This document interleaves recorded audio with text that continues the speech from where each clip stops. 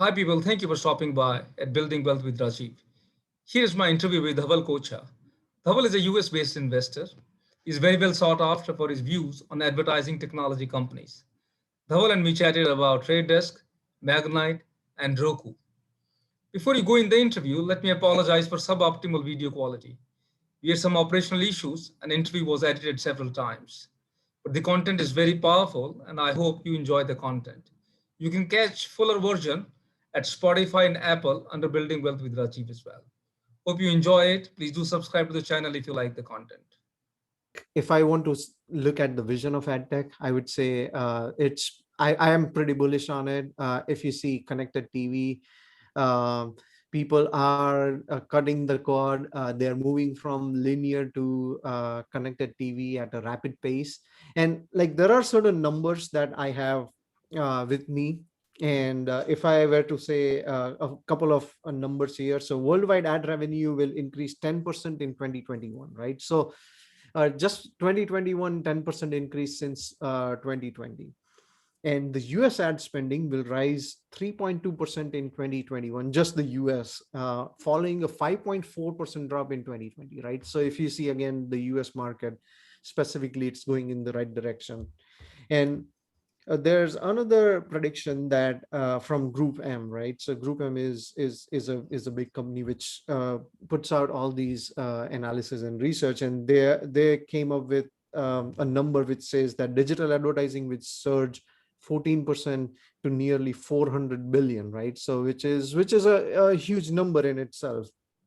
And there's another company that was highlighted again in the Trade Desk earning call Q1 2021, which was the Omdia's research. And they are saying that there are currently 200 million uh, active AWOD users in the US. And if you see, right, by 2024, the annual just the connected TV revenues, right, will top $120 billion, which will outperform the SWOD revenue by more than 20%. So right now, the subscription video on demand is pretty strong, and the AWOD is kind of catching up. And AWOD will outpace the SWOD over the coming years, right? So the growth of advertising-based video, right, that would be a much more faster. I think that's really great to know, Dhaval, but what makes you so bullish on Trade Desk?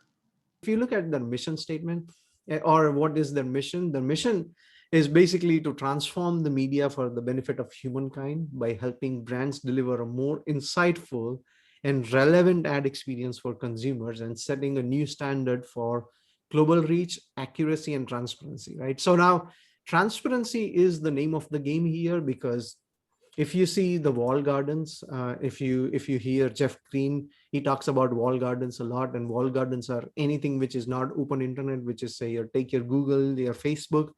They are not transparent, basically very opaque. And if you run campaigns on say Facebook, if they say they delivered 100 ads for you, you will have to trust them. You cannot tell that Facebook actually delivered 100 ads on your behalf, right, for your campaign, and you just have to pay them the money.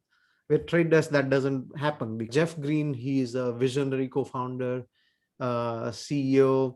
If you just hear him like on the earnings call, you can tell like how bullish he is on the entire industry and on Trade Desk, and what problems are they trying to solve, right? So Jeff Green, and the other co-founder is the Dave is Dave Pickles, who is also their CTO, right? So it's a pretty good combination of the founder-led company where the CEO and CTO are the founders, right? Basically, so they have a lot of skin in the game, especially like Jeff Green. He has a lot of skin in the game when it comes to Trade Desk. All insiders, like I just calculated from their proxy statement, all insiders together own 21% of the company, and Jeff Green owns 10% of it, right? So definitely a good chunk of his net worth is basically so Trade Desk. 10% of Trade Desk is what Jeff Green owns, which is a big number, right? Quite significant. And if I look at, say, Glassdoor reviews, right, that's one spot where I go where to look like how are employees feeling about the management.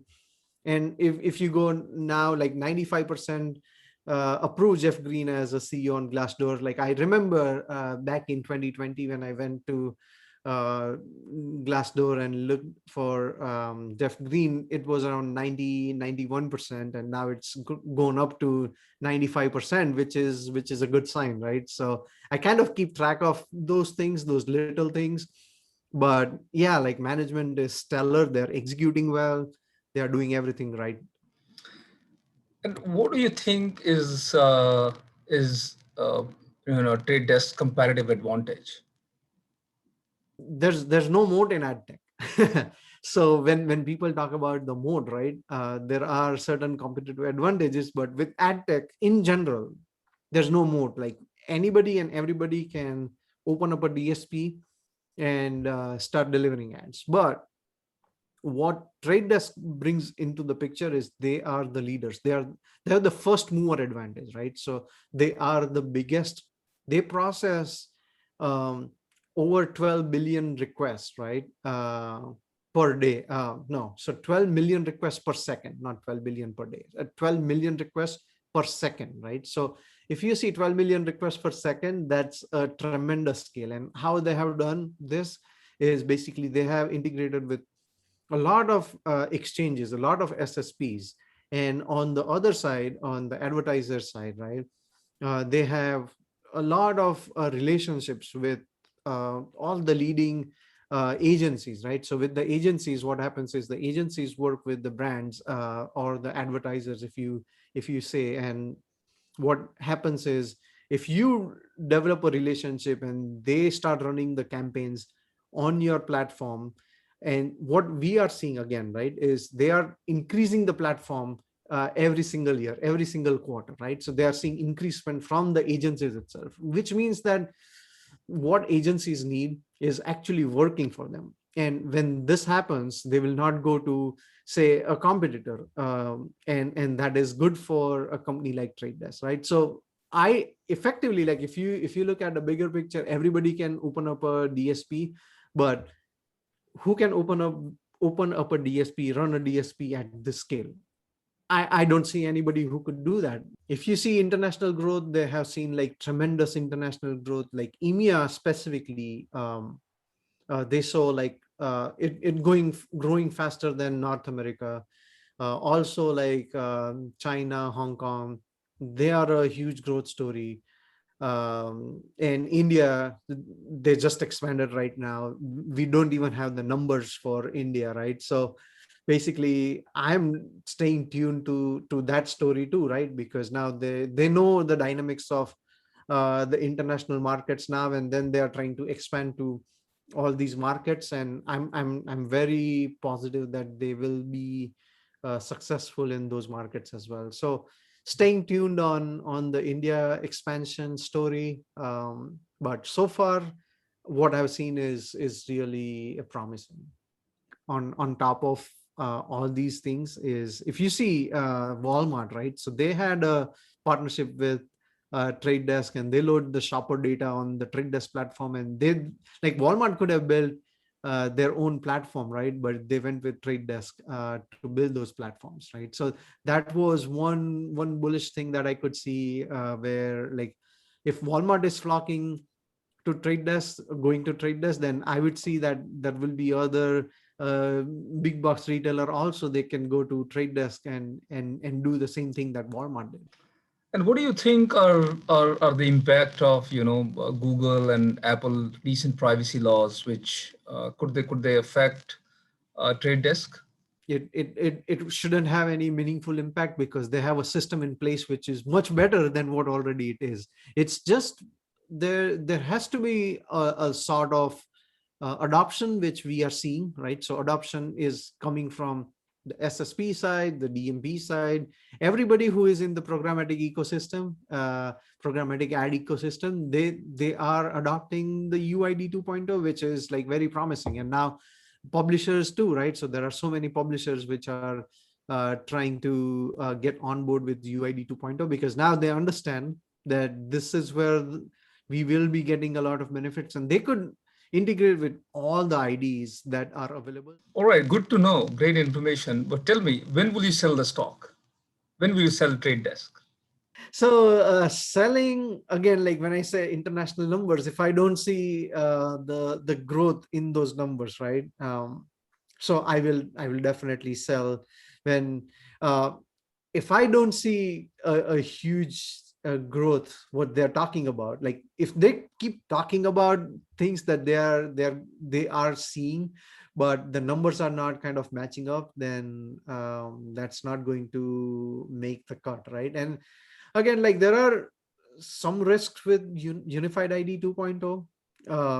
And if publishers are not able to explain the quid pro quo of the internet, right? So publishers are like, it goes down the same cookie route, which I don't think so, but that's a risk. uh, then yeah, like Trade Desk is definitely not going to do well if these things happen, right? And again, like with Flock and stuff, we don't even know, like 2023, right? So it's still another couple of years. And if we kind of see what Trade Desk is able to pull off in these couple of years, then like I will have to stay tuned. Like it's just a company top of my list where I'm kind of looking at it on a day-to-day basis and kind of trying to make a call on like what's happening in the industry and where is Trade Desk position, right? But these are the risks that I'm seeing, and I will continue to watch it. And if something goes south, then yeah, then either I will like trim or maybe just sell out. But I don't see a reason why this would happen. But yeah, things can happen, right? But I don't see a very high chance of these risks materializing. Okay, now let's move on to Magnite. What's your thesis on Magnite? My only thesis for Magnite, right, is connected TV. Like that's the main thesis, and connected TV has a lot of tailwinds, and that's what I was talking about the numbers when I was talking about the Hmm. overview. Um, and if you see, right, they have like huge clients, especially like the ones coming from Talaria, right? So if you see Disney, they came from the Talaria acquisition, Yes. and they kind of said we are going to continue with our relationship with the combined entity, which is Magnite. And they made a huge acquisition in SpotX, which was around $1.17 billion. So SpotX was a SSP2. It was it was a huge, like it was one of the bigger SSPs when it came to video. So they had a good video inventory, and obviously a lot of like relationships with companies like Roku, Samsung, etc. Right. So now if you see, Rubicon Project, Talaria, SpotX, they all come together. They are a powerhouse right now. Again, Magnite, I think they have brilliant tech. Obviously, when it comes to, like, say, Talaria and SpotX acquisition, they got all the salespeople, they got all the engineers, and now it's just a matter of them putting all together in a single platform, right? So that's the execution risk that I see with Magnite, but at the same time, I think they are way ahead of competition. Especially they have like great technology, and when it comes to programmatic, you need to have companies who have the best technology, and I see in the industry here Magnite on the SSP side far more ahead of any other players in the space, right? So that's what makes me bullish. But again, if you see Magnite, a very small position for me compared to what I have for Roku and Trade Desk, but that's what my personal portfolio looks like. I am trying to ramp up on my allocation to Magnite. So There's a bit of a debate between supply side and demand side, Trade Desk being demand side and Magnite being supply side. Which one do you think is a better investment? they cannot operate individually. Like it has to work hand in hand, because those both are pieces of the same ecosystem. Mm. And with SSP, what I've seen is there's a lot of fragmentation. With DSPs, there are a lot of fragmentation. With SSPs, there's a lot of fragmentation in terms of the capabilities, right? With SSP, with the DSPs, usually like uh, the DSPs will have more or less the same features. Some will have more features than the others, like say, uh, Trade Desk has probably the most amount of features when it comes to the DSPs. There are certain DSPs that are are having something similar capabilities like the Trade Desk, but and that's where you don't see a lot of consolidation on the DSP side. Like Trade Desk is not going and acquiring other DSPs because it just doesn't make sense for them to keep acquiring these DSPs because they already have the feature. They don't need to do that.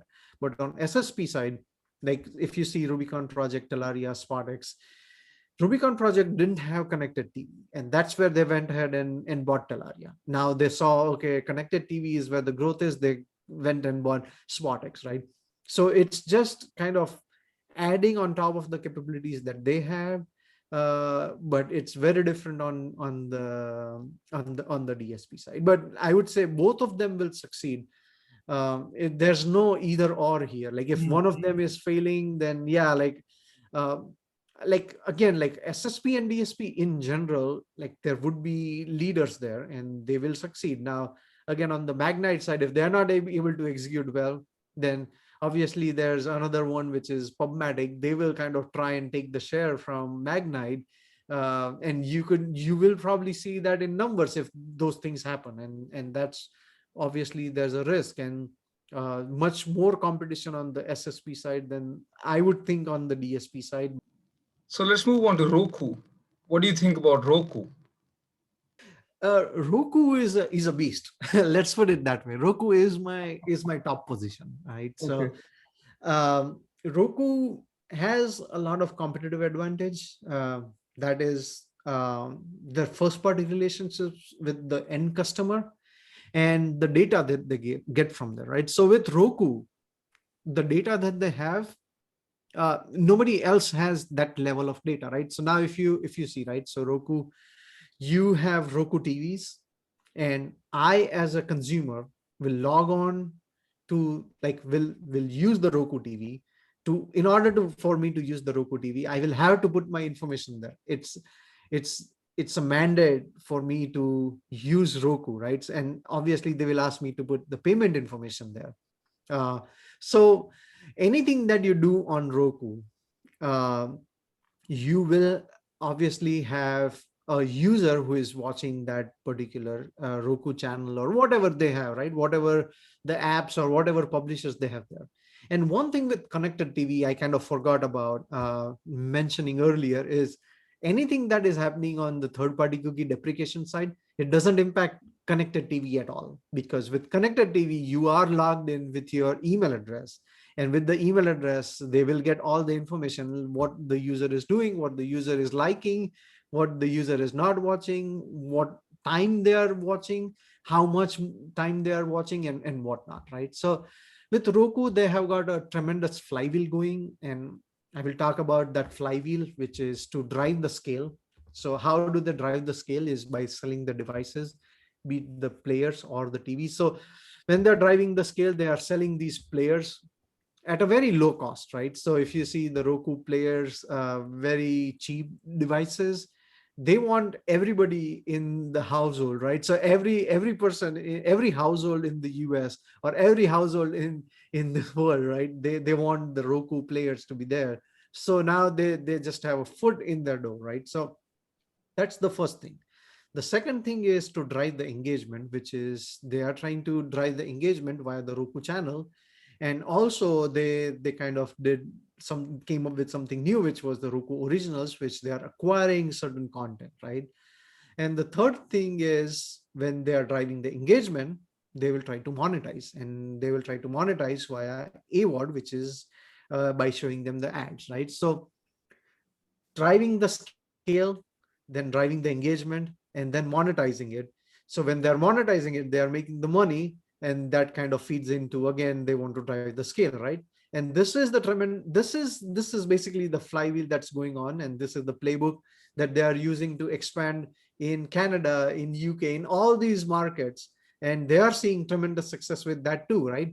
So yeah, Amazon is definitely a big competitor. And then you can see these TVs, which are say Samsung, Vizio, and whatnot, right?